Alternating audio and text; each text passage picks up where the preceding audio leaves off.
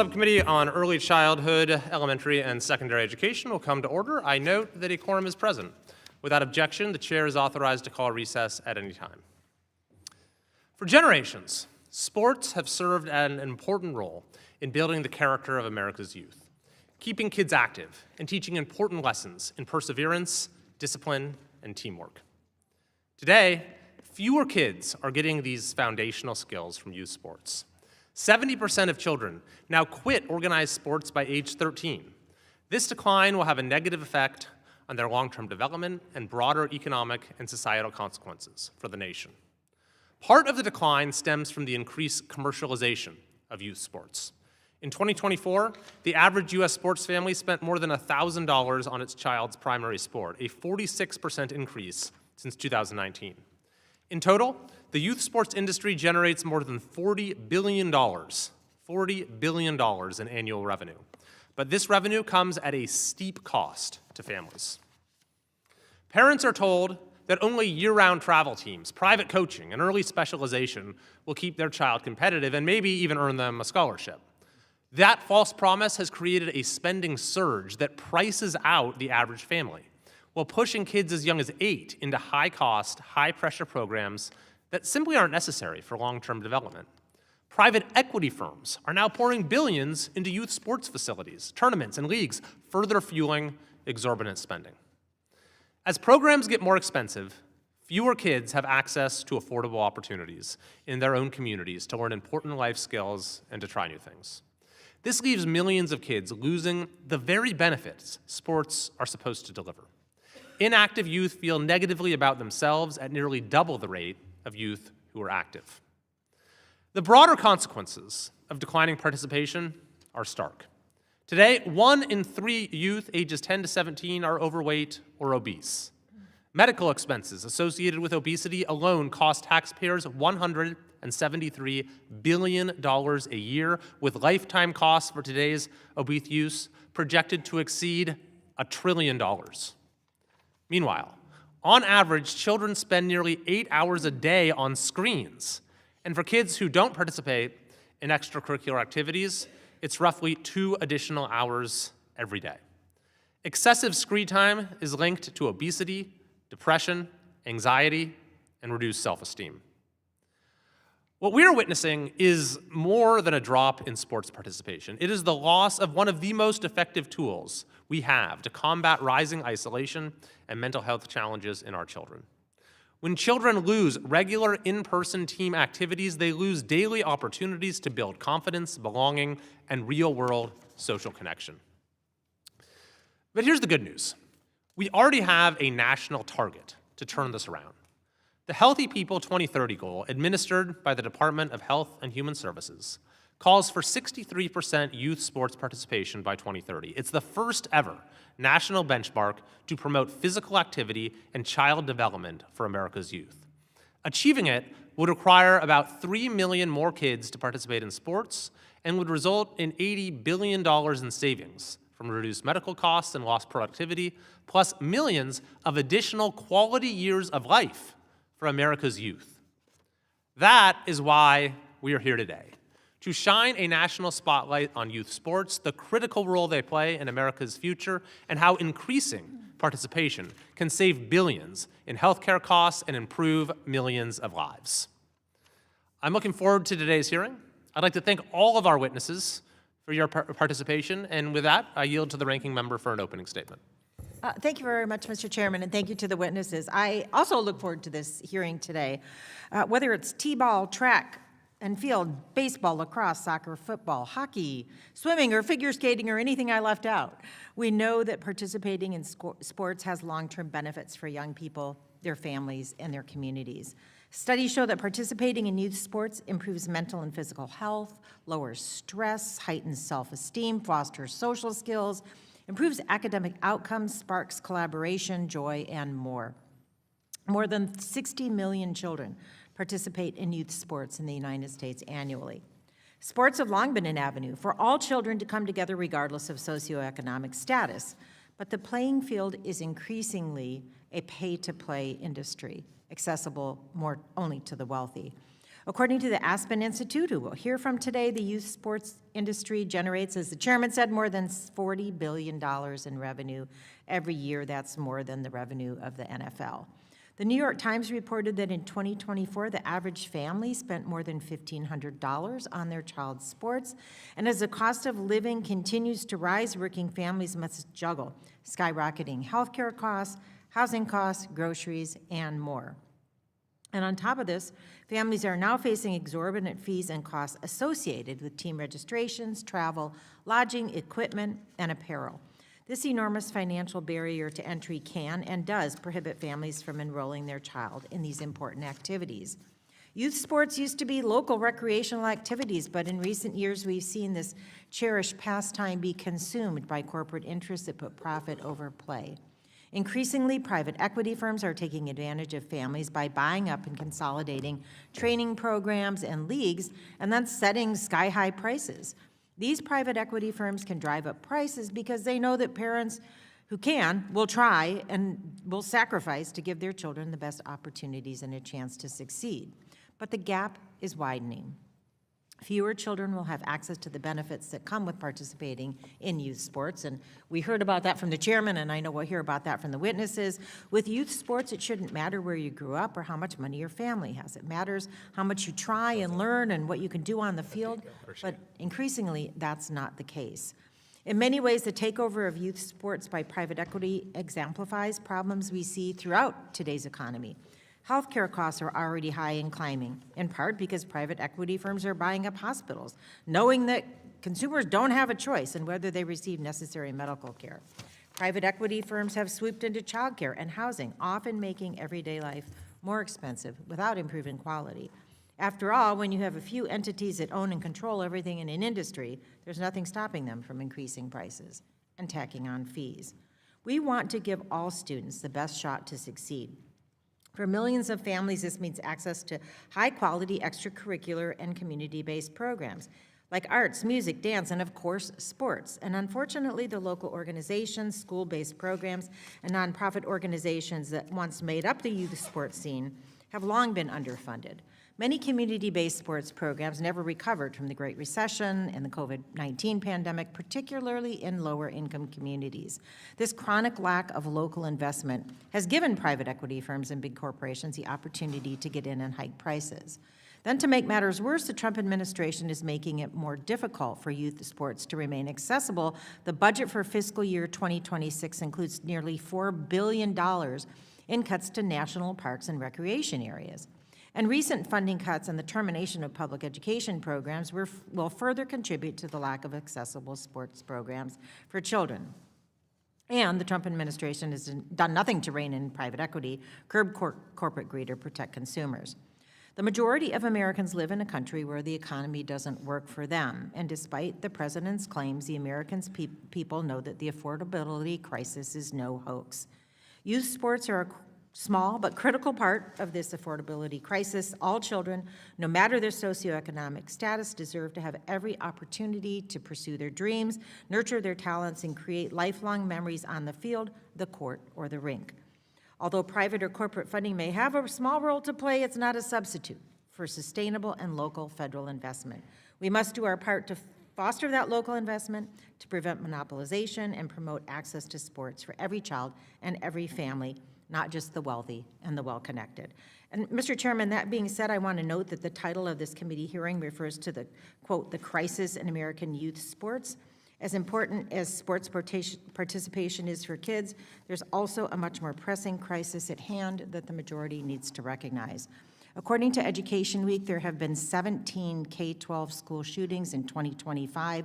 There have been more than 150 shootings in the past 5 years. We know what happened over the weekend. This doesn't even include shootings at high institutes of higher education. Just this weekend, 2 students were killed and 9 others injured at a mass shooting at Brown University. The shooter is still at large.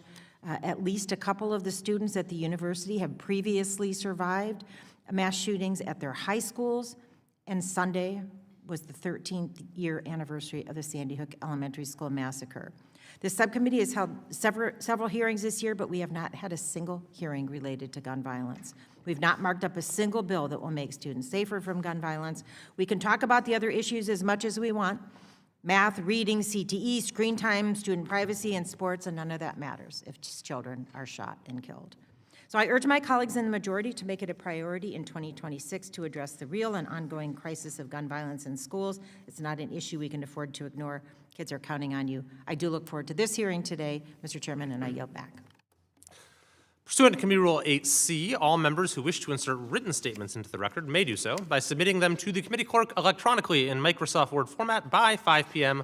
14 days after this hearing. And without objection, the hearing record will remain open for 14 days to allow such statements and other extraneous material noted during the hearing to be submitted for the official hearing record. I will now introduce our witnesses. Our first witness is Mr. Tom Farrey, the Executive Director for the Sports and Society Program at the Aspen Institute from San Clemente, California.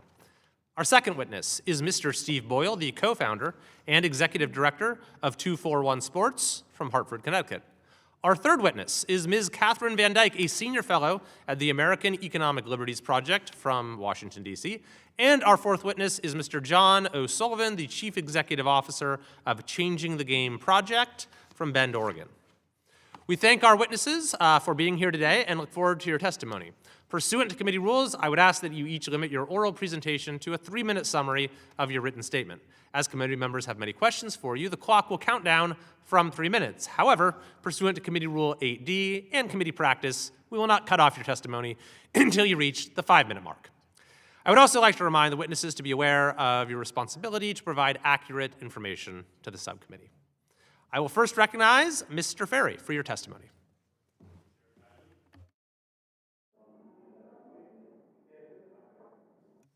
There we go. Chair Kiley, Ranking Member Bonamici, and members of the committee, thank you so much for inviting me to testify on the crisis in youth sports. My name is Tom Farrey, and I lead the Sports and Society program at the Aspen Institute. Our signature initiative is called Project Play, which works with many leading organizations in sports to develop insights, ideas, and opportunities to build healthy communities through sports. I'd like to talk to you today not about my goals or those of the organizations that sit at the center of Project Play, but your goals and our goals as Americans, those of Healthy People 2030, the nation's plan to address our most critical public health challenges. 8 years ago, an interagency group led by HHS began to capture data from the National Children's Health Survey on the percentage of youth ages 6 to 17 who were playing sports, 58%. And they set a target by 2030, a 10% lift to 63%. We at the Aspen Institute took that as a call to action for the private sector and the nonprofit sectors to step up. So Project Play created a roundtable of 20 leading organizations that would show the way. Leagues like the NBA and Major League Baseball, Nike and Under Armour, ESPN and NBC Sports, the top registration platforms, competitors in many cases, rallying around an opportunity that will lift all boats, getting and keeping more children playing sports. We call this effort 63 by 30 and developed the value proposition. We worked with HHS and university researchers to publish a peer-reviewed study in the American Journal of Preventive Medicine showing that if we can hit the 63% target by 2030, the nation will derive at least $80 billion in social benefits, in direct medical cost savings and worker productivity gains alone. That's because active kids become more active adults. This cohort of today's youth alone will enjoy 1.8 million more QYL, or quality years of life. And that's only scratching the surface on the benefits. If you played sports as a kid, and I know many of you did, you know what you learned: resilience, teamwork, creativity, leadership, how to compete hard and within the rules while respecting your opponent. All essential skills in life and the traits we need as Americans to make our country and our democracy better, to make it work. So I commend you, I really commend you for calling this hearing. There's been a lot of talk on the Hill about what to do with college sports, but youth and school sports is the largest and most important layer of our sport ecosystem. the foundation upon which everything else sits. Not just college and pro sports and the Olympic sports, but really the vitality of our nation. You recognize what the original advocates of youth sports figured out at the start of the 20th century, that sport is a tool of nation building and personal development. President Teddy Roosevelt used the White House pulpit to promote as much. Muscular Christians saw sport as an agent of moral development, so they invented games like basketball and volleyball. Child savers liked the health benefits. Military recruiters viewed sports as a way to build soldiers. Captains of industry like the Carnegies and the Rockefellers saw sport as a model for capitalism with its sorting of winners and losers. So they introduced interscholastic sports, the playground movement, which got thousands of parks built in the first 20 years of the 20th century, and PE in schools. All of this helped build our economy, settle world wars, and create a sense of belonging and freedom in our society. If the 20th century was the American century, I would argue that it was in no small way because of youth and school sports. It helped make it happen. It's why we now see China and Saudi Arabia investing significantly in sport for all models, building facilities and new programs. And where are we now in the U.S.? Well, numerically, we took a hit from COVID. Participation fell all the way down to 49%. We've rebounded to 55%, due largely to efforts by leading brands and organizations to raise awareness of the value of sports for kids and invest in programs for those left behind by an increasingly commercialized system that prioritizes children from families with the resources to pay thousands of dollars a year into adolescence. But as a nation, our youth sport participation rate is still below that of 2017 when the data was first captured. That rate has dropped as prices have skyrocketed 46% since 2019, according to our research. That's twice the rate of inflation. Now, we have new pressures bearing down on the games that children play. Private equity, chasing the $40 billion a year that families alone spend. They're rolling up clubs and facilities and companies that register the 30 million or so youth who play organized sports. Technology, which is turning kids into content from the moment they slip on a uniform. Advances in streaming mean that some kids today will have nearly every moment of their sports journey captured on video. Artificial intelligence will cut that up into highlights, and some adult will monetize it. Youth sport tourism, the investments made by cities into the construction of vast so-called megacilities with Sorry, if we could wrap up here in just a moment, thanks. Lots of fields, okay. And NIL, which is sponsor dollars, and that is pushing down the pipeline. Today's hearing uses the word crisis to describe youth sports, but I think the crisis is that we don't have a plan to protect children and help all kids. So let me give you a few ideas that do not involve a whole lot of federal spending, if any at all, that can make an incredible difference in the space. Number one, collect better data. We can tell you how many states, there are 11, that hit the 63% mark. But that data is not collected and distributed down to the... We'll have a chance to revisit these ideas in the 5-minute exchanges. Okay, At this sorry point, I think we'll about have to go to our next witness. Thank you very much. Wonderful testimony. Next is Mr. Boyle. Chairman Kiley, Ranking Member Bonamici, and members of the committee, thank you for the opportunity to be here today. For more than 30 years, I worked as a school counselor and a multi-sport coach across the United States. I am now the co-founder and executive director of 241 Sports, a nonprofit that partners with schools and communities to expand access to youth sports and support healthy child development. While we are known for helping kids try new sports, much of our work today is in year-round school-based programming that reaches children from low and middle-income families who would otherwise have very little access. Earlier this fall, I met with leaders at the Pentagon from the Military Community and Family Policy Office to discuss how programming like ours could support military-connected families. Their focus on readiness, resilience, and well-being mirrors what we see every day in schools and communities. Frederick Douglass once said, "It is easier to build strong children than to repair broken men." For me, this work is as much about prevention as it is about intervention. When sports are placed inside schools, especially in communities with fewer resources, we reach children early, consistently, and before challenges become crisis. That is where youth sports can have their greatest impact. I'll tell you, though, that this work began as a very personal experience. When our now grown daughter, who's sitting in today's audience, tried out for a local travel soccer team, we were told she was their #1 prospect. But when I mentioned that at 8 years old, she was showing some interest in lacrosse, she went from #1 prospect to we're no longer interested in your daughter. The message was clear. Pick one path early or step aside. In essence, as the title of this hearing suggests, she got benched simply for being interested in another sport. That night, we came up with the tagline, "Life's too short for just one sport." And it reflects that what we see nationally, where too many children are sidelined because the pressure to specialize starts way too young or access to sports simply is not there. I get to see this from both the top down and the bottom up. This morning, here I am at a congressional hearing. But last night I was in Hartford at a program, and later today I'll be consulting to one of our school-based partners in Ward 8 right here in D.C. And that perspective matters because I get to experience firsthand how policy impacts boots-on-the-ground practitioners. And I can tell you, it all matters. I often share an anecdote that plays out in many of the cities where we work. A teacher pulled us aside and said, "See that little girl over there? She lives in a shelter and was not coming to school until the program started. Now she shows up every day." But the teacher was clear. It was the program that brought her in. And once she was there, she was able to experience the full benefits of school.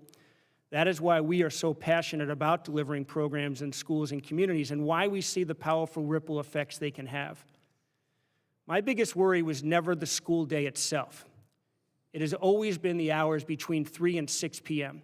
when kids are dismissed, structure disappears, and too many are left to fill the time on their own. Children want a place to belong and something to look forward to. When that connection is missing, screens and other temptations quickly take over. Sending kids home and expecting them to find their way back to sports later is not realistic. Keeping them connected where they already are is the smarter and safer choice. Over the course of my career, I have learned that solving complex problems is rarely about working harder. It's about working smarter. I believe the most efficient and effective way to address the youth sports crisis and many of the challenges facing young people more broadly is to focus on schools and local communities as the foundation for youth sports. If we take seriously Frederick Douglass's call to build strong children, then early, school-based access to sport, especially in those critical outside of school time hours, is one of the most practical and powerful ways to do it. Thank you for your time, and I look forward to your questions. Thank you very much. And we'll next recognize Ms. Van Dyck for your testimony. Good morning. Good morning. I'm Chairman Wahlberg, Ranking Member Scott, Chairman Kiley, and Ranking Member Bonamici, and members of the subcommittee. Thank you for inviting me here today and holding this hearing. My name is Katherine Van Dyck. I'm a senior fellow at the American Economic Liberties Project and Berkeley's Civil Justice Research Initiative. I previously worked at the Federal Trade Commission, and for 2 decades, I represented small businesses and consumers taking on powerful corporate interests in court, including an antitrust lawsuit challenging Varsity Brand's alleged monopolization of all-star cheerleading. I'm here to sound the alarm about the anti-competitive consolidation of the youth sports industry. Youth sports used to be a great equalizer, where children from all backgrounds could learn teamwork and grit and build community bonds. Today, it has become the next victim of a financialized economy. Private equity is stealthily capturing youth sports, using the same playbook it has deployed in veterinary clinics, nursing homes, fire truck manufacturing, and countless other industries. Kids are burning out because of specialization, and injuries are on the rise. Families are going into debt, and it's based on a lie. 49% of parents believe their children will earn an athletic scholarship. In fact, only 2% of college applicants actually do. So what does youth sports look like today? Take 3-Step. It claims to be one of the largest youth sport event organizers in the country. It operates over 5,000 clubs across 7 sports and promises families, quote, immediate national brand recognition within the college recruiting landscape. Black Bear Sports Group operates over 40 hockey rinks across the Midwest and East Coast. A recent report by The Lever revealed that Black Bear is often the only game in town for hockey leagues and tournaments and forces parents into its streaming service to record games. Varsity Brands monopolized competitive cheerleading, as insiders put it, from bow to toe. So how did this happen? First, a private equity firm acquires competitors through hundreds of small acquisitions. Next, it eliminates competition through vertical integration so it controls the whole ecosystem. Finally, it extracts maximum profits from captive customers. In this case, parents who have to pay thousands of dollars for their kids to play sports. In short, private equity is turning what was once an affordable public good into a profit extraction machine. The numbers tell the story. Youth sports has grown into a $40 billion industry, roughly equal to the annual revenue of the NFL and all of college athletics combined. How did we get here? The 2008 financial crisis, slashed parks and recreation budgets, the COVID-19 pandemic delivering another crushing blow. Community programs have disappeared, and private equity is ready and eager and has filled the void.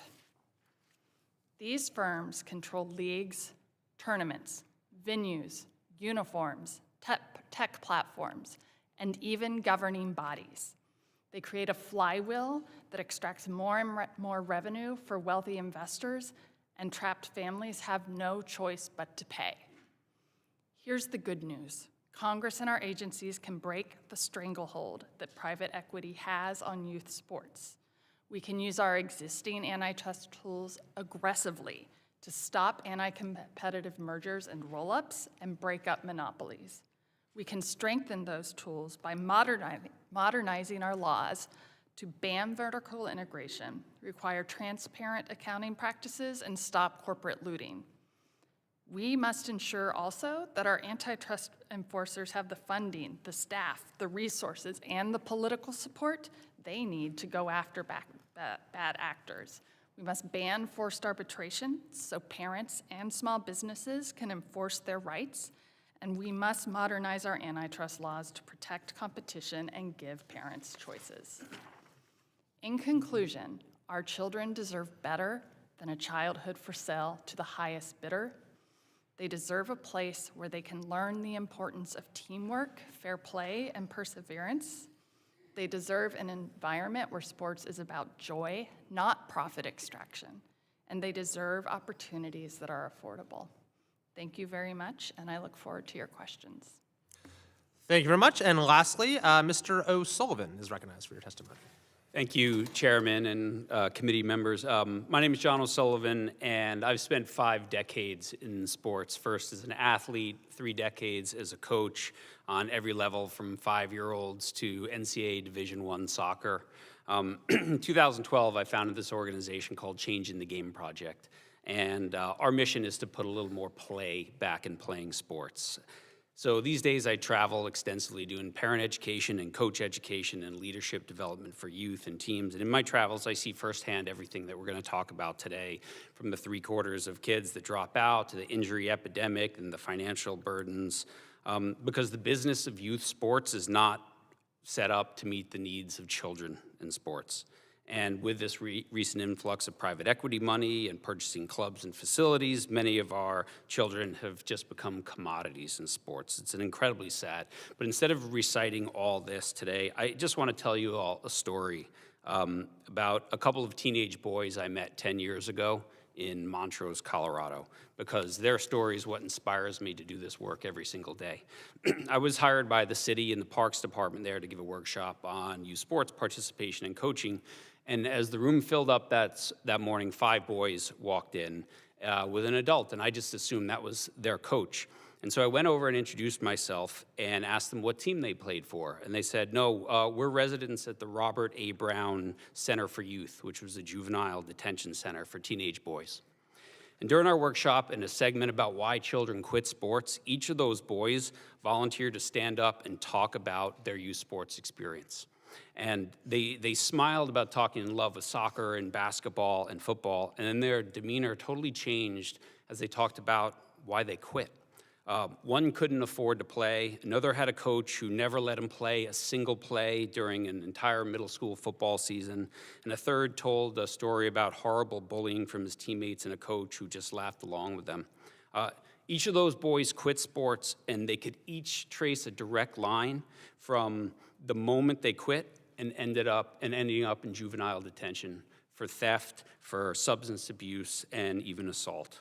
Once the positive influence of sports was gone in their lives, it was replaced by something far more sinister. And that's why I think what we're doing here today is so important. So I want to finish with this. The Reverend Billy Graham said, a coach will impact more people in a year than the average person does in a lifetime.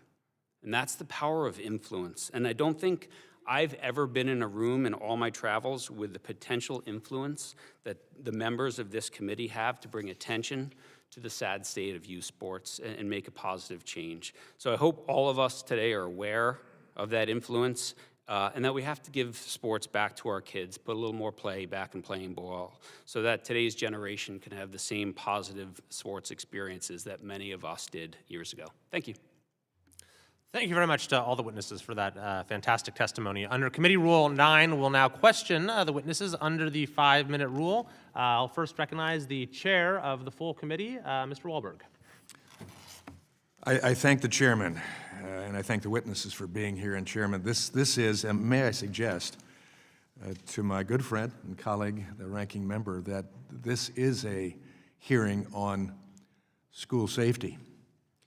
I contend, as the witnesses have already today done so well, that if we did this right again, we would have less violence in schools. And as the last witness suggested about the youth facility that had former desirable athletes who were no longer desirable now in the youth facility, these are the type of things that will change the perspective of kids and what they do in life itself.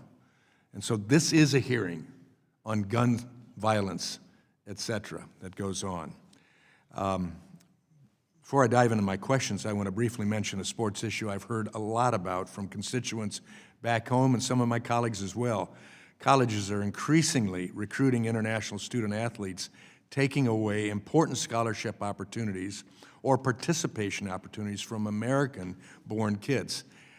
We need to make sure American kids have a fair shot at those opportunities.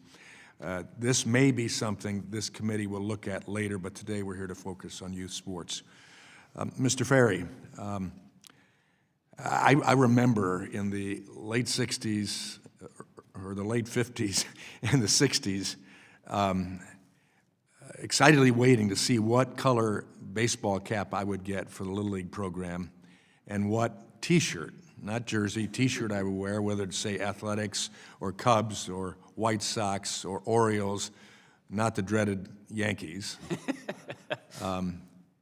and what team I would be on. In Babe Ruth League, we did get uniforms that we could wear, but we still had the enjoyment of playing with our teams, and we also knew that practice sessions meant we would have time on that field, and we didn't have to fight for it like the rest of the week because kids were filling up the diamonds on the neighborhood and the parks. The league went from June through end of July.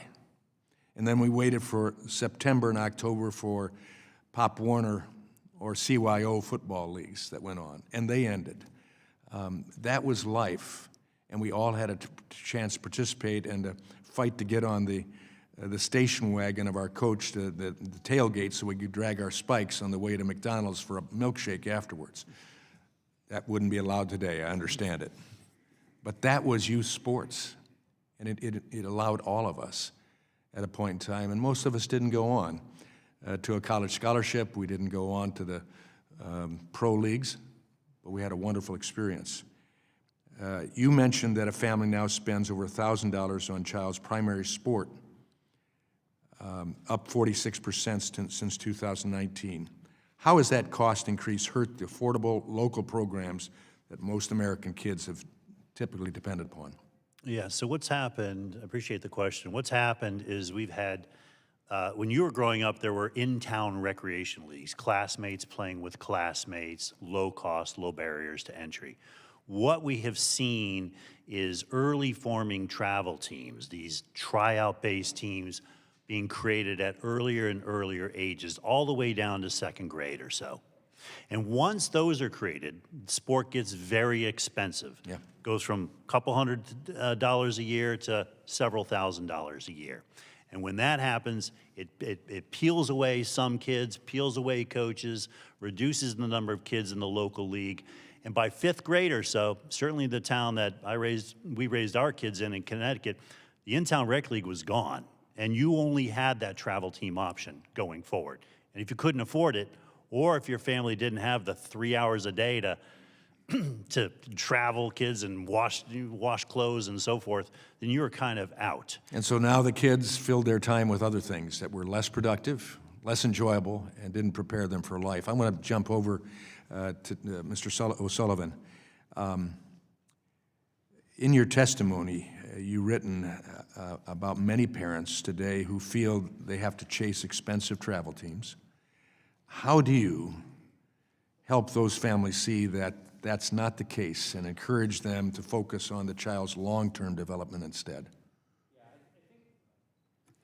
I think parents, what they need to do is begin at the end, right? What do you want out of sport? And I don't think anyone ever says, I want a child who's beat up, injured, burnt out, whatever.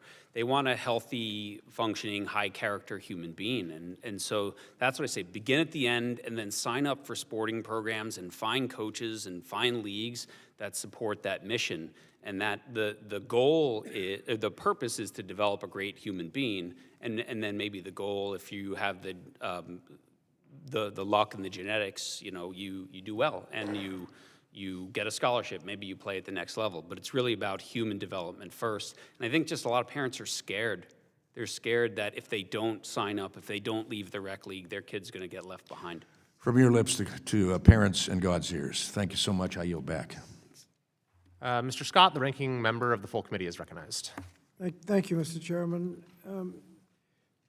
We've, as previously been mentioned, we've been asking for hearings on gun safety in light of the recent shootings. I think those are even more important now. But in the meanwhile, I'll ask Mr. Farrey, you've talked about crime and health. Do you have studies that show that a student is more likely to graduate if they participate in sports?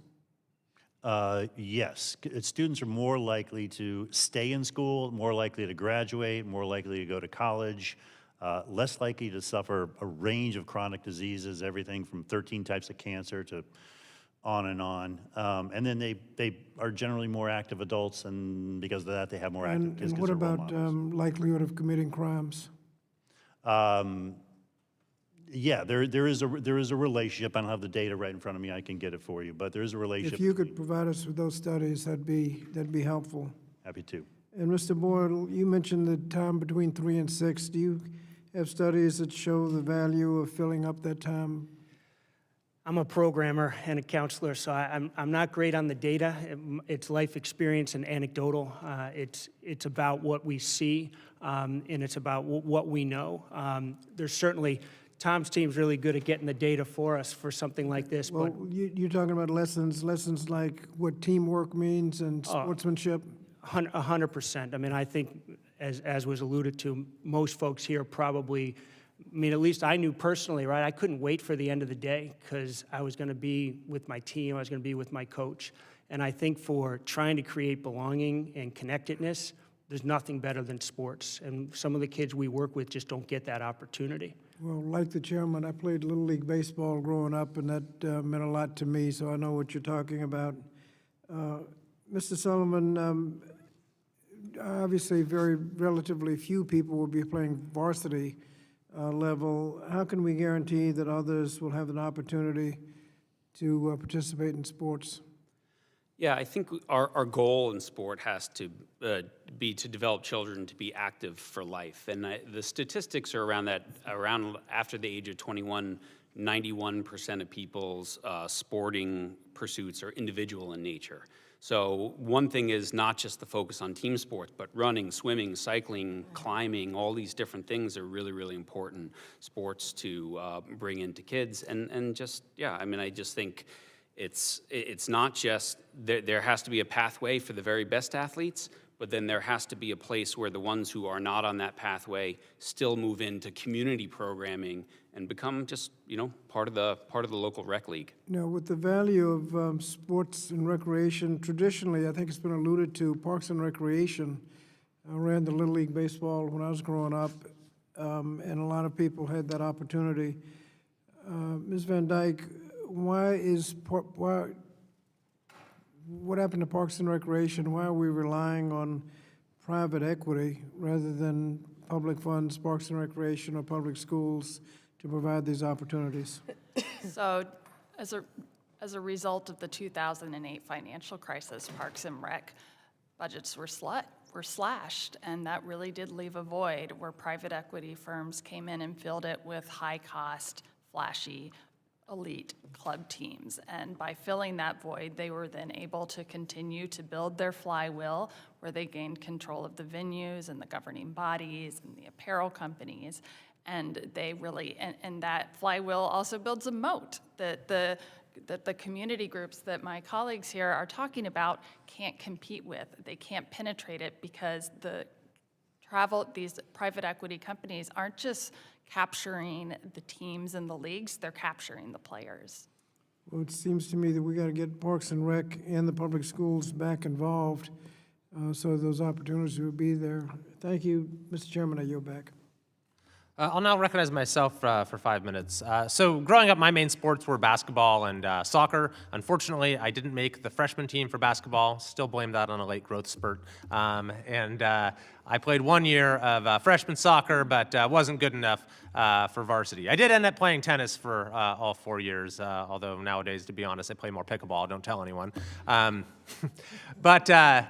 You know, the point is, kind of like the ranking member was just saying, there's this sort of inherent winnowing process in a lot of sports. And so to follow up on Mr. O'Sullivan on your last answer, how do we maintain opportunities for young people of different skill levels? I think soccer does a pretty good job of this. You have rec and select and competitive, but even then, sort of the rec leagues tend to winnow out as kids get older. So how do we make those opportunities more durable?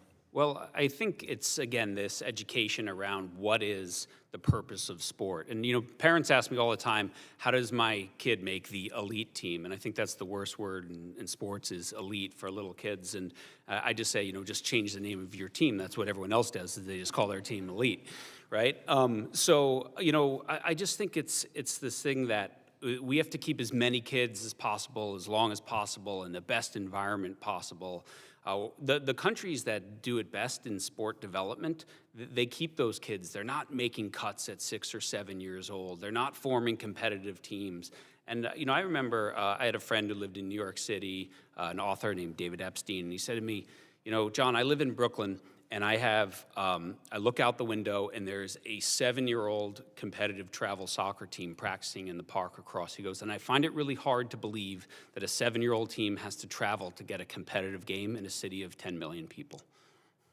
And Mr. Boyle, it seems to me maybe one of the issues here is the state of PE in our schools. Have you looked at that at all, to the extent to which you know, there's a connection between robust PE programs and youth sports participation?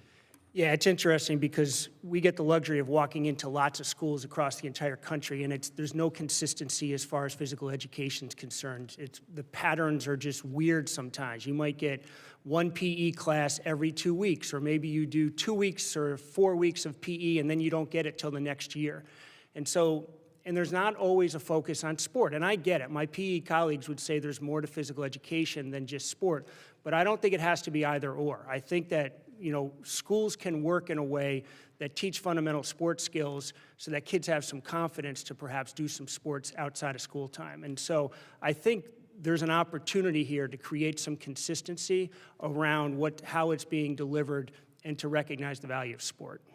Yeah, I think that's an important aspect of this, is that is how a lot of young people get habituated and learn different sports and learn the value of physical activity. And Mr. Farrey, you had a couple other, I think, policy recommendations that you wanted to share with us. Do you want to take just a moment to go through those? Yeah, and again, I appreciate for going along the first time. Number one, collect better data from the federal government. Push it down to the local level so folks can make decisions at a local level for what makes sense to them, right? Second of all, I would suggest that we register all youth sport organizations. You can't manage what you can't measure, right? The Safe Sport Act of 2017 requires that any member of an NGB, or a national governing body, register with the U.S. Center for Safe Sport and get their coaches trained in abuse prevention and pass background checks. The problem is that covers at best 1/3 of youth sport providers. I think all youth sport providers should be required to register with the center, and they should receive a benefit for doing so. Maybe it's free or discounted background checks or abuse training. I think that will reduce costs, level the playing field, and help manage a very messy landscape. Secondly, I think you can redirect the sports betting tax. So I'm not a fan of sports betting, but it's here and it's not going away, and it's raising significant revenue for the federal government, nearly $400 million last year in excise taxes. What if instead of that money going into the black hole that's the federal budget, that it went to closing gaps in youth sports, background checks, coach training, injury prevention, programs for low-income youth? Take from the treetops and give to the grassroots. Thirdly, I would recommend that you review federal investment criteria. So taxpayers already support local recreation through the Land and Water Conservation Fund, which uses proceeds from offshore oil drilling to provide municipalities with matching grants to build facilities. Educate states on ways to prioritize access to community sports. You can also use economic development assistance grants to build sport facilities, youth sport facilities. I think there's bipartisan support for that. My final ask is, please don't reform college sports without looking at the implications on youth sports, because anything you do at the college level in terms of employee status or NIL or sport offerings will have a downstream effect on youth and school sports. Thank you very much. Representative Adams of North Carolina is recognized. Thank you, Mr. Chairman, and thank you to our witnesses for being here today. Youth sports should not be a luxury item. They should not depend on how much money a family has or how far a parent can travel, or whether a private equity firm thinks that a field or a league is profitable. When kids play sports, we know what happens. They're healthier, they do better in school, they build confidence, teamwork, and resilience. But across this country, too many kids are being benched, not because they lack talent or interest, but because the system has become too expensive and too concentrated. A GAO study found that tight K-12 budgets are already limiting access to sports because schools struggle with transportation, facilities, and staffing. And at the same time, we're seeing private equity buy up leagues and facilities and equipment suppliers, driving prices up and pushing community-based programs out. That combination is squeezing families, schools, and small businesses all at once. So today I want to focus on who is getting left out and what role the public sector must play to make sure that youth sports remain accessible to all kids, not just those who can afford pay-to-play systems. So let me turn to our witness, our Democrat witness, Ms. Van Dyck. Let me say that a GAO study found that K-12 budgets have made it harder for schools to offer sports because of costs that are tied to transportation, facilities, and staffing. So can you talk a little bit about the role that public sector can play in expanding access to goods and services like youth sports, particularly through investments in schools, parks, and community-based programs as a counterweight to rising private costs? Thank you for that question. I think that what Mr. Farrey has talked about and Mr. O'Sullivan and Mr. Boyle have mentioned are all really important when we think about how we get kids back in sports and how we make it accessible and affordable. Public funding absolutely is crucial to making sure that we have community-based and nonprofit-based and school-based programs. Because when we don't have those, What we have left is these really high-cost monopolistic entities that aren't interested in growing their programs to make them affordable and accessible to everybody. They're simply interested in profit. They're interested in protecting their monopoly and driving cost up. That's why we see a $40 billion industry that is growing according to investment firms, but it's growing as participation is going down. What does that tell us? It tells us that they are jacking up prices and that they are solely focused on profit. And so when, Representative, you talk about community-based programs, we need that because we need programs that are focused on the growth of the children and accessibility, not programs that are focused on profit. Okay, thank you. So, we also hear a lot from families and small business owners in my district who feel like they're being priced out, not just of youth sports, but of the broader economy. So I want to zoom out for just a moment. Ms. Van Dyke, my constituents are deeply worried about small businesses. From your work on antitrust and competition, what are the main forces driving consolidation in the economy right now, and what policy choices have enabled that consolidation? The consolidation is largely driven by a lack of enforcement and by a continuing growth of businesses getting bigger, when you see businesses getting bigger and bigger. So for instance, the federal enforcers abandoned what's called the Robinson-Patman Act, and that prohibits price discrimination against small businesses. It's specifically designed to protect them. And in the last administration, that law was reinvigorated, but Chairman Ferguson at the FTC dismissed a lawsuit against Pepsi where Pepsi was specifically trying to, quote, advantage Walmart by driving up retail prices at small businesses so that customers would stay there. So let me move on quickly. What policy tools should Congress be considering, whether through antitrust enforcement, support for community-based programs, or public investment to ensure that youth sports remain affordable, local, and accessible rather than becoming another profit-driven industry? Got 8 seconds. We need to make sure that our agencies are adequately funded so that, because they are tasked with policing our entire economy, we need to make sure that small businesses and consumers can adequately enforce their rights by prohibiting forced arbitration clauses and class action waivers. And we need to modernize our laws to take on vertical integration and serial acquisitions. Thank you very much. Thank you, Mr. Chairman. I yield back. Representative Miller of Illinois is recognized. Thank you, Mr. Chairman, and thank you to each of our witnesses for being here today. We all agree daily exercise is vital for a child's development. President Trump was right to reestablish the presidential physical fitness test to help ease America's expanding childhood obesity rates. And I actually have grandchildren in a school that are preparing all the students in the school to take that test. We all know exercise has many benefits, greater focus in the classroom, and my personal impression is that our boys especially benefit from exercise. Lower risk of, they benefit in light of focusing on their academics when they're allowed to move more. That's what I mean by that. Lower risk of heart disease, cancer, stroke, and diabetes, lower recorded instances of drug abuse, greater development of eye-hand coordination, and improved sleep. Yet today, children are met with greater technological distractions. I think this is one of the issues of why we have less participation. Outside of school, the average child spends nearly 8 hours a day looking at a screen, whether that be through TV, social media, or video games. Parents are finding it increasingly difficult to have their children participate in sports due to rising costs.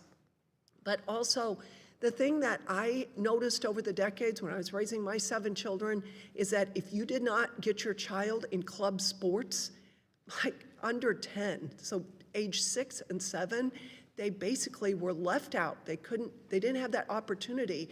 And I hope one of the benefits from this hearing is that we start talking about the value of protecting family time.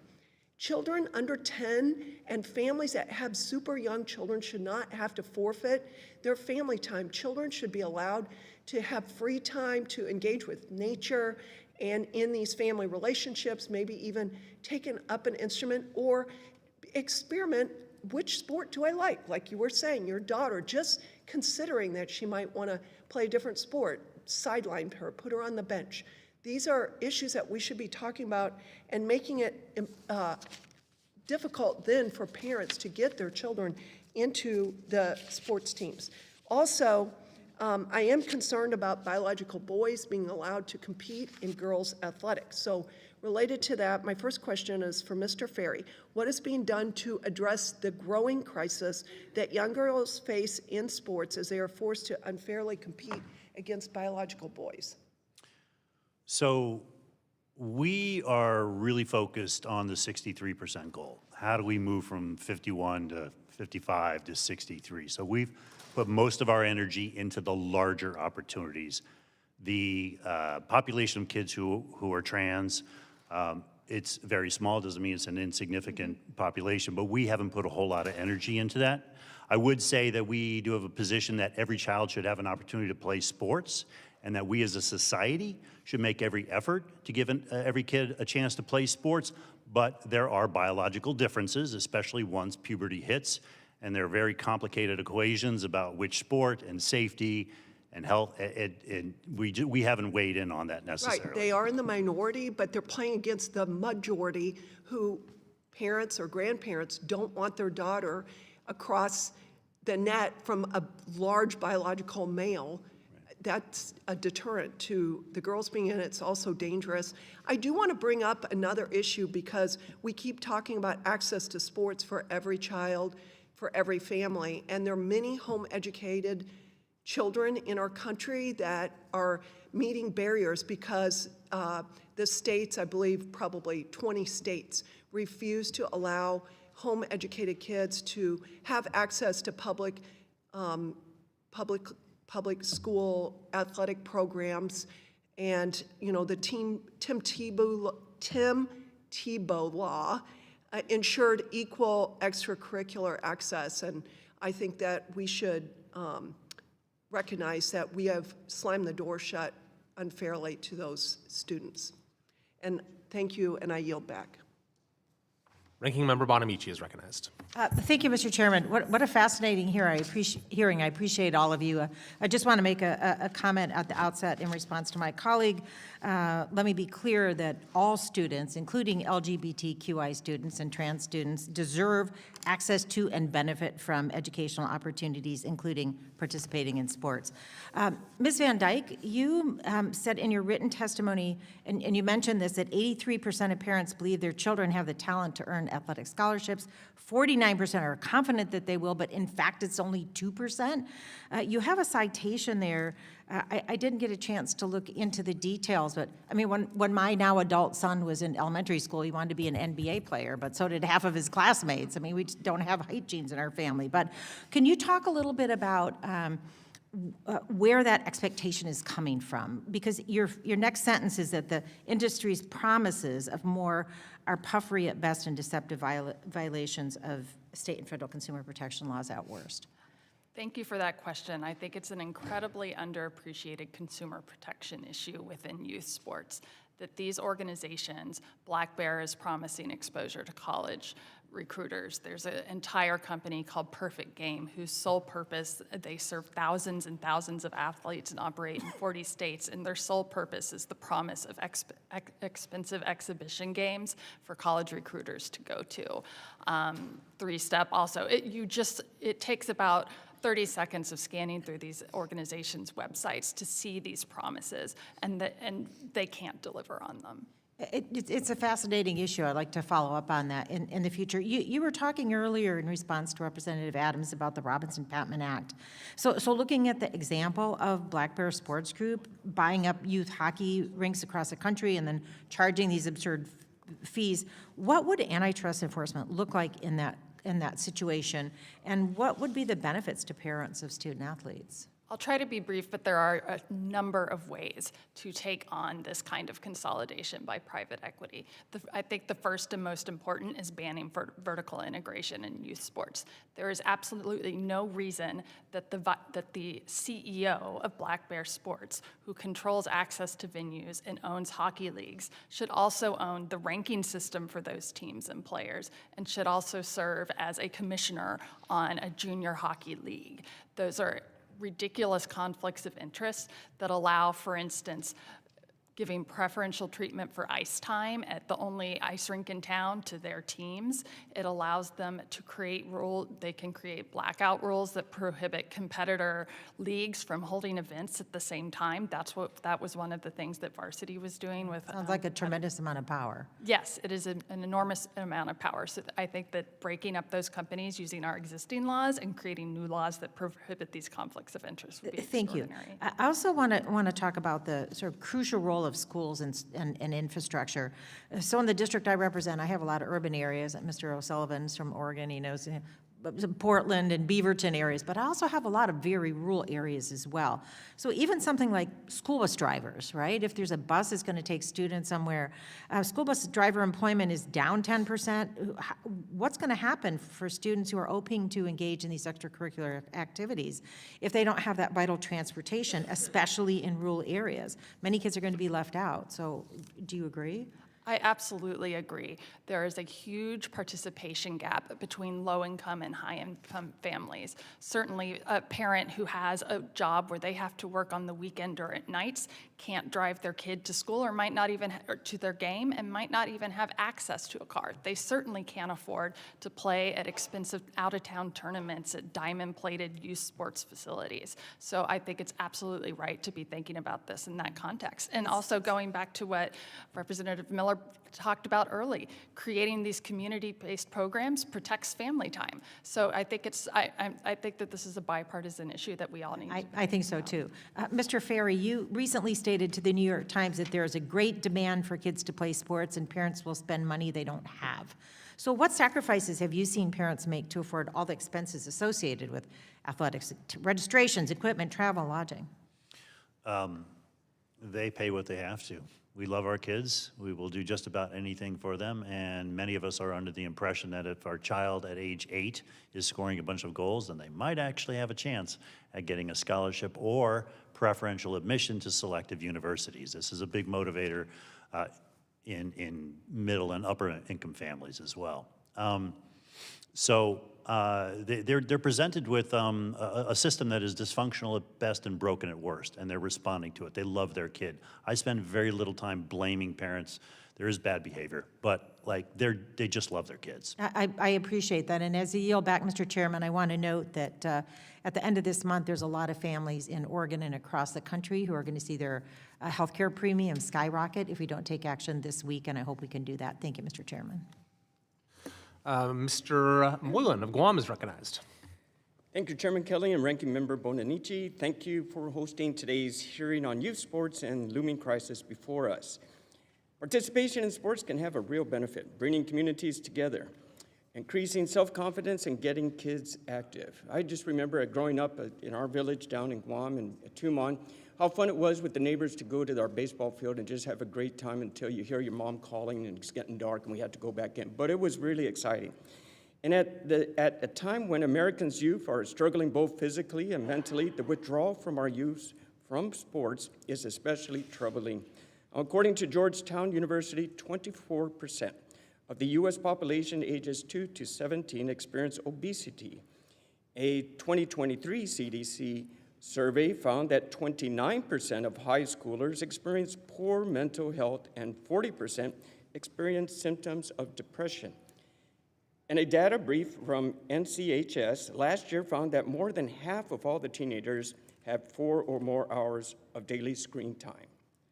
Concerningly, a 2025 Research Center report details that nearly half of all teens think they spend too much time online and that social media harms people their age. So in short, we're seeing more and more of American youth retreat from the real world to the virtual world. And while we can all recognize the benefits of the internet, it will be dangerous for us to ignore the harms it can bring and the impact it is having on our youth's mental health. Youth sports offer an active, engaging, and a fun way. As long as I remember as a kid, as long as I caught the ball or hit the ball, it's a fun way to counter these concerning health trends. Participation in youth sports has been linked to better academic performance, lower rates of anxiety and depression, lower risk to future illnesses, including heart disease and diabetes, improved sleep, and a greater likelihood of physical activity as adults. Additionally, in 2023, American Heart Association paper found that 80% of the youth athletes were within the normal weight range and only 15% experienced obesity. So, Mr. Farrey, the State of Play report briefly touches upon the health benefits of youth sports.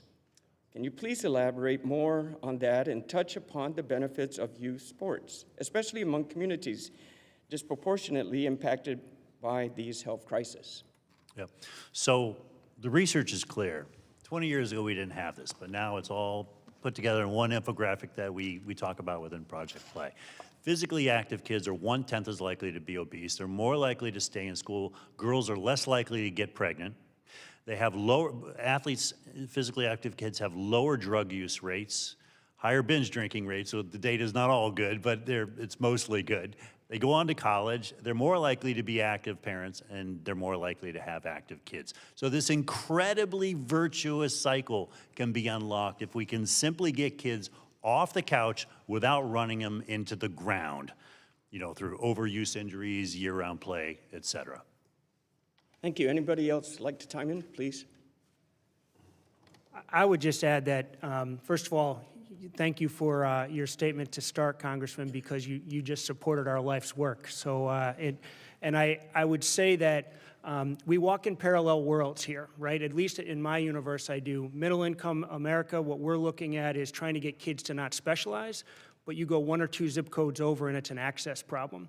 And so if we're worried about the issues that you're talking about, we have to figure out a way to go where the kids are, and the kids are at schools. And so I'm less worried about the travel program stealing these kids, because that would be a luxury for them. I think we need to be smart and efficient about how we access them and really think through what are the policy changes we can make so that there's a greater opportunity. The chairman asked about physical education. A lot of the teachers we hire to deliver our program or our programs are physical educators, but what we do is sports is the best place to teach the skills of social emotional learning, how to manage your emotions. I was both hyper-competitive and wired anxious as an athlete. And I suffered from anxiety in my 30s at the point where I developed panic attacks. And it was debilitating and embarrassing and all those things. Now I talk about it openly because we treat it as a sports skill for kids. If you can calm yourself down when you're in an anxious state, you're a better athlete. If you can calm your anger down when you're hyper-competitive, you're a better athlete. So sports are the best opportunity to teach these skills of mental health, in my opinion, and I think there's an opportunity here, especially in our underserved and under-resourced communities, to go there and do that kind of programming. Thank you. We're all on the right track, and I think that will make even better for our national defense with the people that join our armed services with that mindset there. Agreed. Thank you very much. Mr. Chairman, yield back. Representative Grijalva of Arizona is recognized. Thank you. Thank you, Mr. Chairman, and thank you to the witnesses. I would argue that it is the lack of investment in public school programs from elementary to high school that have opened the door to these private equity firms. Having served on a school board, Southern Arizona's largest school board for 20 years, the push not only from the federal government but at our state level to take cuts away from the classroom, PE teachers and all of those what a lot of people think of outside of the classroom and unnecessary are the first things cut. And we all know that's wrong. But when you have limited funds, you have to direct them, where you need to. So all parents want the best for their children. I'm a mom of 3. We do everything we can for those babies. But it's because the options at our public schools have been decimated. Because of chronic disinvestment, many look to private programs that really hit families in their pocketbooks. This creates a larger divide of families that can pay to play and those who can't. The T-ball, youth programs, those that have been discussed here, especially those in our communities, are run by committed volunteers and parents who do fundraising as much as they can. Same is true for school-based programs and other community programs. I hope that the push the chairman spoke of and in his introductory remarks about the increased push for participation means more federal funds dedicated to school-based programs. And, you know, I do want to thank Mr. Farrey for not taking the bait about trans youth participating and that this is a conversation about all youth having greater access. I really appreciated that. My first question, or depending on how much time I have, my question will be to Ms. Van Dyck. In your testimony, you explained that private equity firms have been drawn to youth sports over a number of factors, highlighting competitive cheer from bows to toes, and that parents want to provide their children the best opportunities and are captive in vulnerable market. While wealthier families have resources to afford exorbitant costs associated with team registrations, travel, lodging, athletic camps, where does that leave low and middle income families who also want the best opportunities for their children?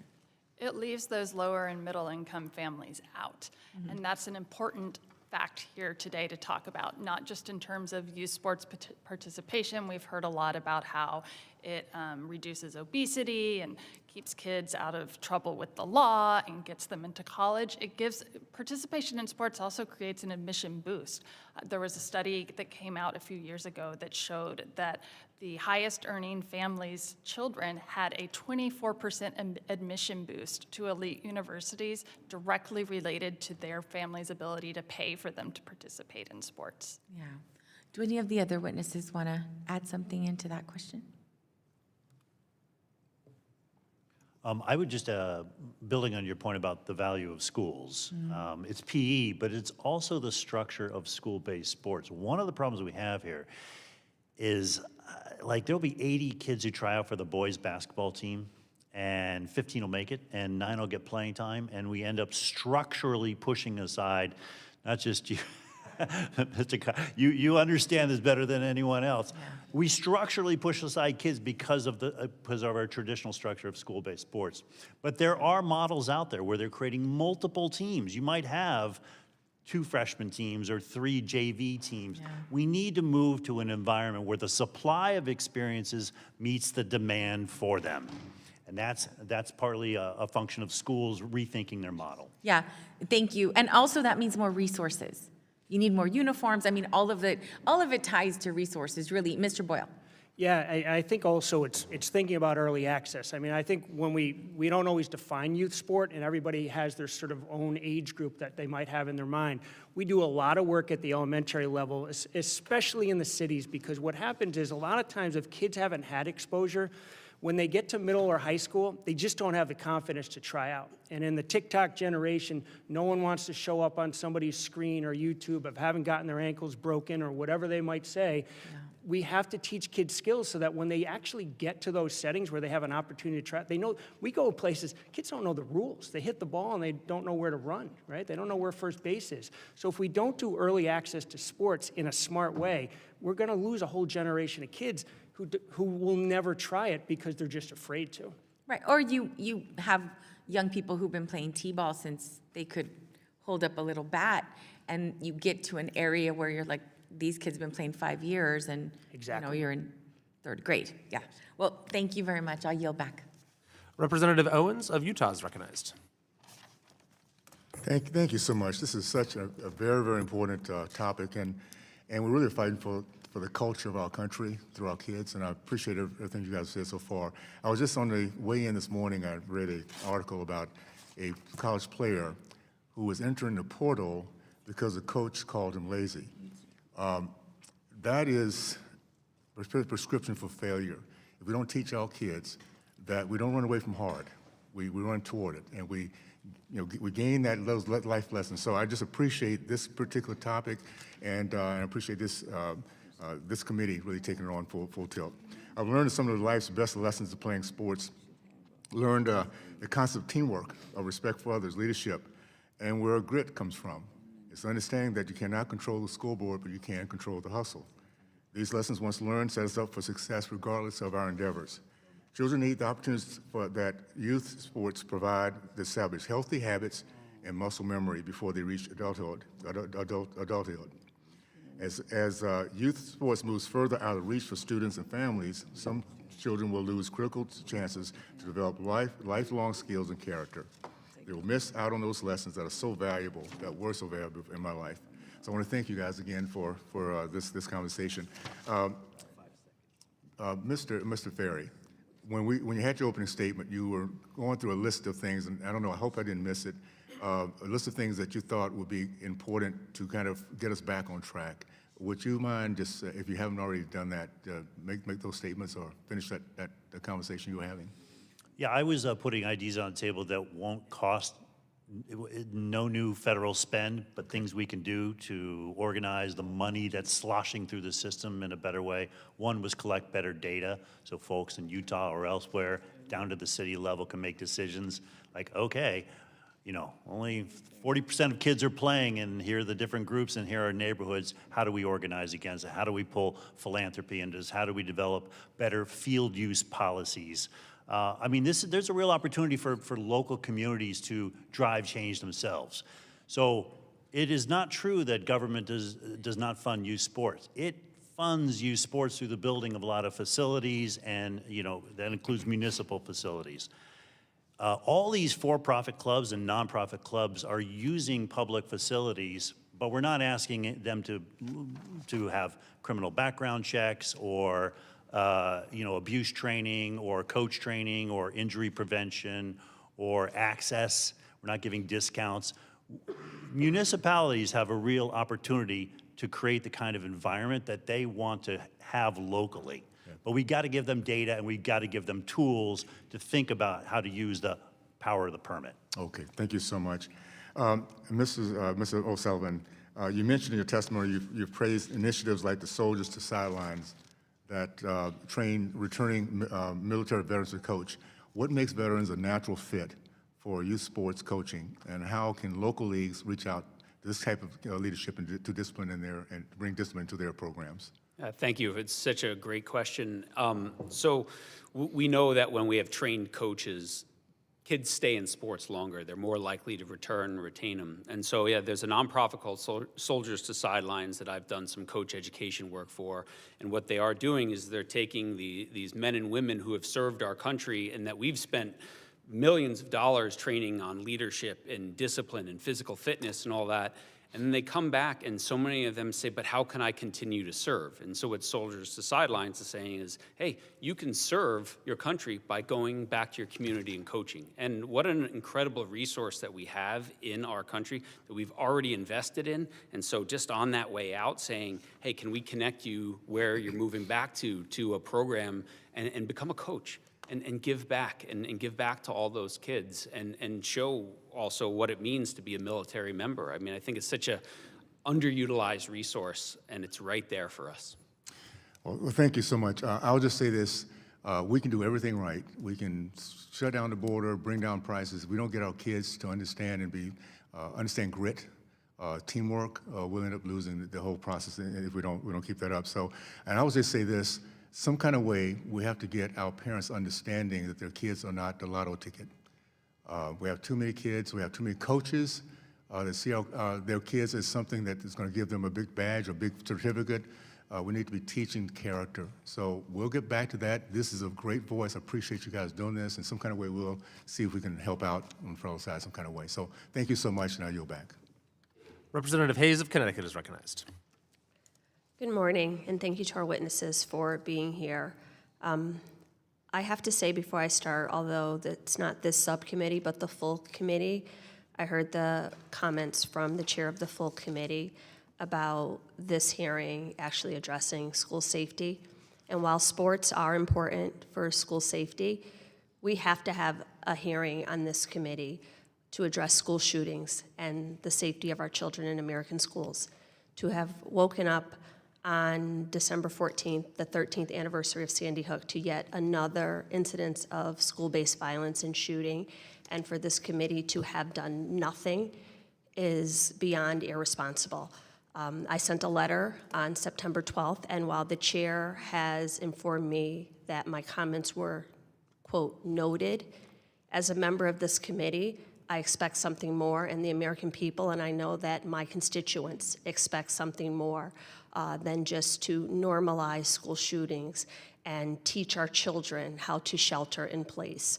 So with that, I'll move on to the topic of this hearing. Mr. Boyle and Mr. Farrey, welcome from Connecticut.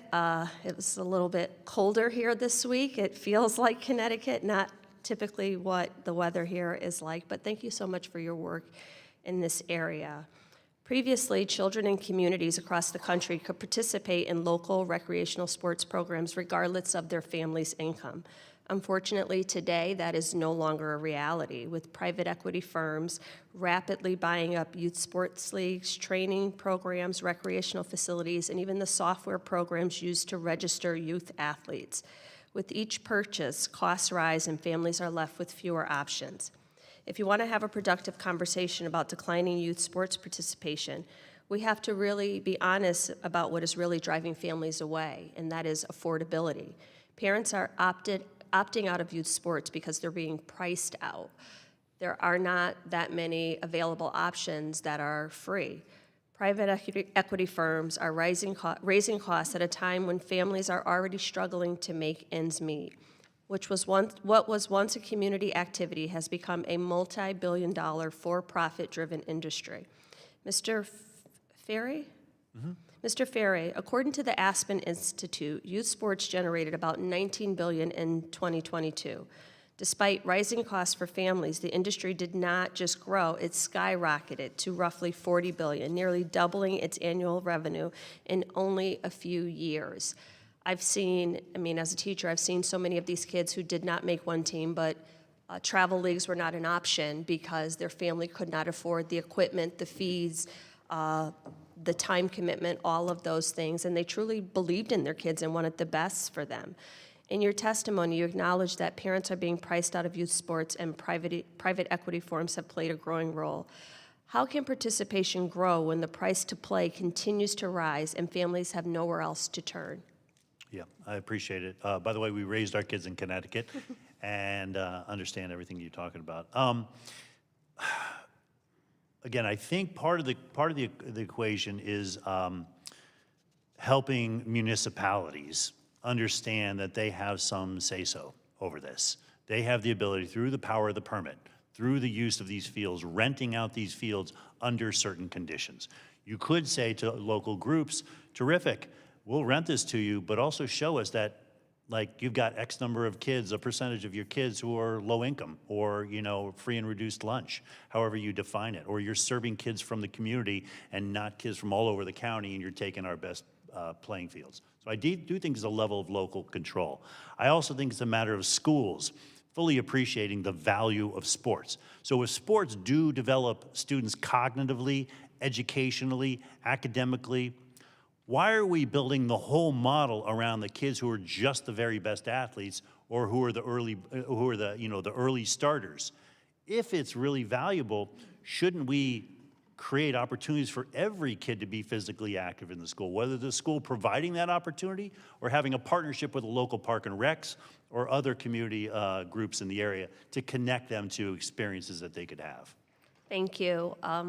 My time is almost expired, but you reminded me of many a time where the quarter was about to close and kids knew that a game was coming up and that if all of their assignments were not completed in my class, that they were not, it created this relationship where kids understood they were student athletes and the academics came first. And I saw so many of the kids who were passionate about sports thrive academically because they understood that they had to do well in the classroom in order to even play on whatever field it was, and it just created an amazing symbiotic relationship between myself and those children and their families. With that, I yield back. Representative Lee of Pennsylvania is recognized. Thank you, Mr. Chairman. I am actually really glad that we're talking about youth sports, because I, for one, as somebody who availed myself of youth sports when I was in school, I recognize how important it is that it is more accessible and more affordable. But we also know that when school budgets are tight, sports, just like arts and debate and other extracurriculars, are usually the first things that are on the chopping blocks. But we also know how important they actually are to children's development, as academics and these things really do go hand in hand. My worry is that this administration's efforts to defund public schools and their protection of corporate interests all but guarantee that children's extracurricular activities will be outsourced to private equity and reserved exclusively for those kids and those families that can't afford it. Because even when schools do have robust athletic programs, we already know that poor kids, kids from marginalized communities, are already falling behind their wealthy peers, who typically, and now as we see kind of this movement of these private sports, AAU club sports, right?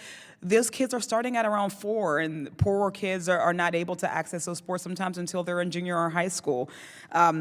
But it's also making it wildly inexpensive for everybody, where these expensive private programs are running $40 billion and have a $40 billion corporate monopoly that have no real regard for these kids' health or their well-being. Corporate sports leagues either box low-income kids out entirely, or they use the empty promise of free higher education to coerce families into spending exorbitant amounts of money that they don't have for their very young kids to specialize in extreme training for one sport, committing their lives to something that will generate billions in revenue that they'll never see. Sacrificing other parts of their lives to follow this one path that has only ever been available to a small fraction of students. Let me look around. Ms. Van Dyck, in your testimony, you shared a survey that showed 83% of parents believe their children have the talent to earn them an athletic scholarship, but only 2% of college applicants actually receive them, and most don't even cover full tuition.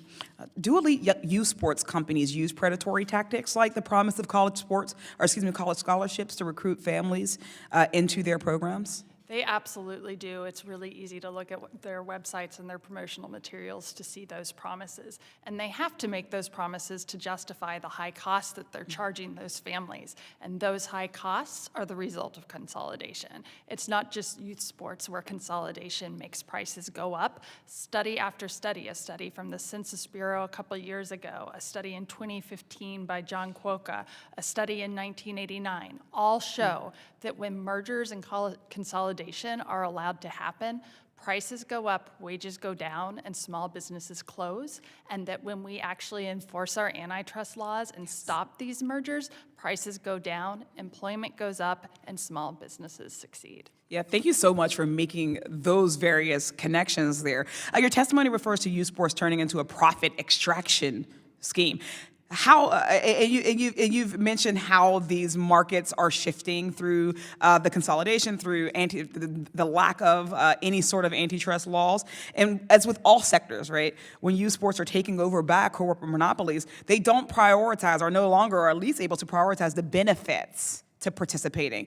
And as we've heard from the other witnesses today, sports benefit children's development. They teach invaluable skills like social emotional learning. Mr. Boyle, as the executive director of an organization that offers school-based sports programs rooted in social emotional learning, I know you mentioned it briefly, but would love if you could share the connection between youth sports and why SEL is so important. Yeah, and again, and it's all kids. It's like all kids benefit from the skills of SEL, right? And because sports is the best place for teaching these things because the emotions happen in real time. And so, you know, a kid standing over a putt, a kid about to take a penalty kick, a kid about to take a free throw that matters. Those are life skills you can teach in real time. I was a school counselor, and so I would always be told, hey, you got to go in and do a lesson on anxiety or anger management or conflict resolution. It was a heck of a lesson. Yeah, you know what impact it had? None. The next day, it was gone. We wouldn't teach piano once and say, good luck, have at it. Now you're good at it. You have to continue to teach these skills and use the opportunity of sports when those emotions are happening in real time to say, all right, this is how you can deal with this right here in a safe and fun place, so that when you're about to road rage or lose it on somebody, you've developed those skills in such a way. Sports is the best opportunity to do that, and we miss out on so many kids if we don't give them access to sports. Thank you. That's my time. I appreciate the testimony today. Sports is something that I value, but the connection between antitrust, these monopolies pushing kids out of sports and creating an industry that I think is not having the outcomes we want is really important to talk about. So thank you so much for your time, and I yield back.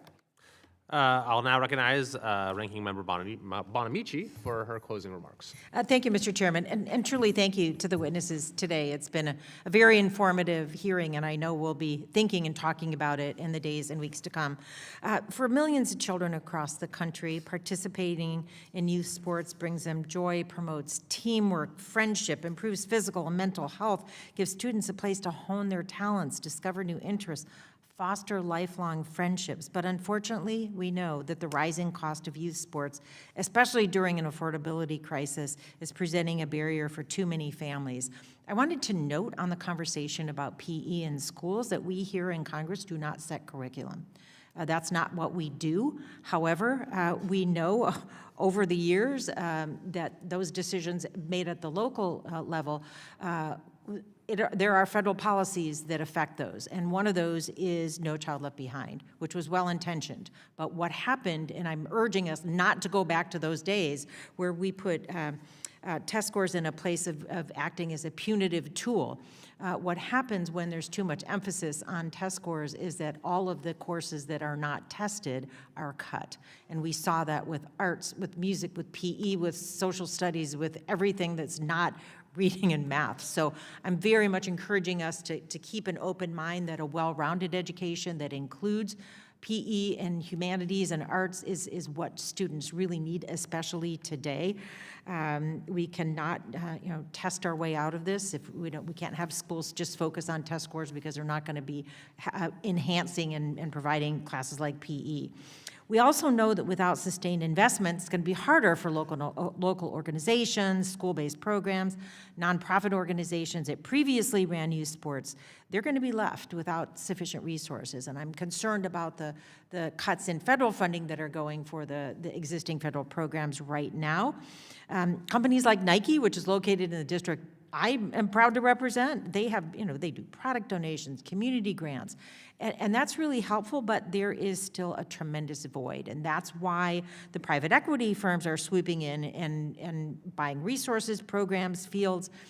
Some of your testimony, Ms. Van Dyke, really highlighted how serious of a problem this is, and now they're able to charge high prices for what should be a quintessential childhood enriching experience. Too many students are left out.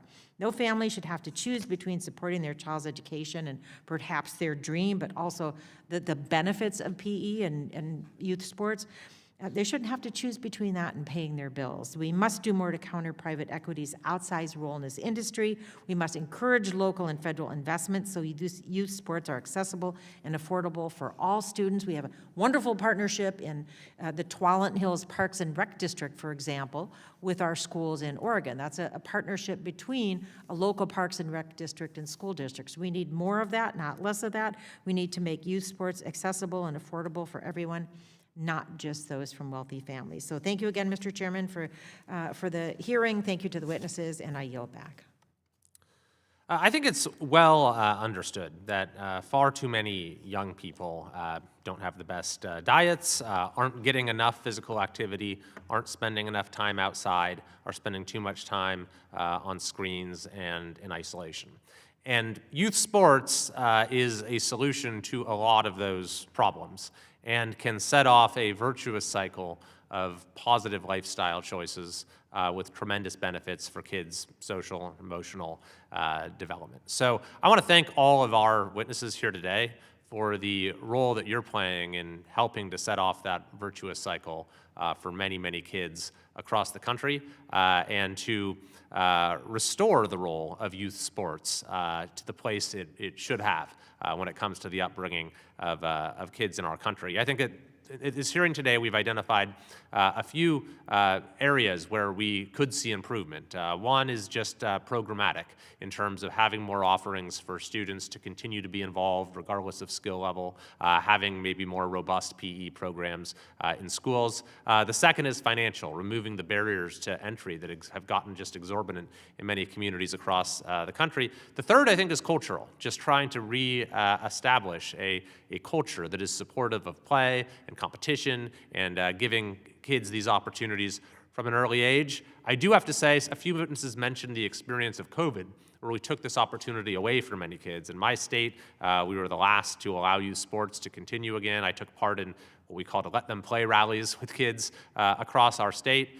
And that was a period where the interests of young people were not the highest priority when it came to policy, and this was one manifestation of it, and we really must never make that mistake again. That's a broader issue, but on this specific issue of youth sports, I think we've had a lot of bipartisan agreement today. I hope that this forum can serve as an opportunity for those of you who are here today as witnesses to continue and to amplify the tremendous work you're doing. So thank you for being here today. I'd like to thank everyone again for their participation, and without objection, there being no further business, the committee stands adjourned.